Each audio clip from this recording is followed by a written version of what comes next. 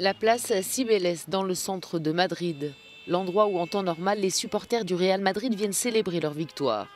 Jeudi, le Real a décroché son 34e titre de champion d'Espagne, pourtant la place est restée quasi vide. La peur d'une deuxième vague de Covid-19 avait remplacé la ferveur populaire. Il faut dire que l'Espagne, l'un des pays européens les plus touchés par la pandémie, connaît une recrudescence des cas de contamination au coronavirus, notamment dans le nord du pays.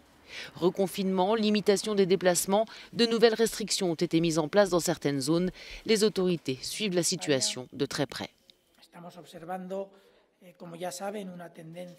En Espagne, nous avons observé une tendance légèrement à la hausse des cas de contamination au cours des dernières semaines, principalement dans les communautés autonomes comme la région de l'Aragon par exemple, qui continue de signaler de manière significative de nouveaux cas.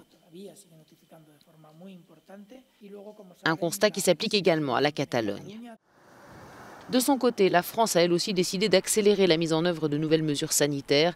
Ainsi, le port du masque sera obligatoire dès la semaine prochaine dans les lieux publics fermés. Nous envisagions une entrée en vigueur de ces dispositions le 1er août, parce qu'encore une fois, nous agissons dans une logique préventive et pas sous l'empire de l'urgence.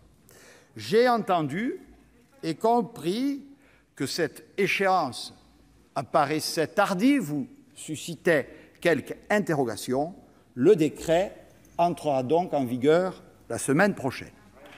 Le port du masque obligatoire, les Français sont partagés. Dans les rues de Paris, par exemple, il y a un peu de tout, ceux qui considèrent la mesure inévitable et les autres qui y voient plus une contrainte inutile. Je pense qu'il y a des gens qui en ont un petit peu marre et qui inconsciemment se libèrent et puis voilà, on respecte plus les gestes barrières quand on va faire la queue, on porte plus le masque ou alors on le porte, il est accroché dans les oreilles.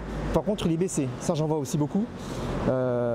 Si jamais il y a un contrôle, hop, on le remet vite. Donc voilà, effectivement il y a du relâchement là-dessus et c'est pas très responsable. Voilà. Dans le même temps, face au risque d'un rebond de l'épidémie de coronavirus, l'Allemagne veut parer à toute éventualité. Le pays le plus épargné en Europe jusqu'alors autorise désormais des mesures de confinement renforcées au niveau local, selon un accord finalisé jeudi entre le gouvernement fédéral et les États régionaux.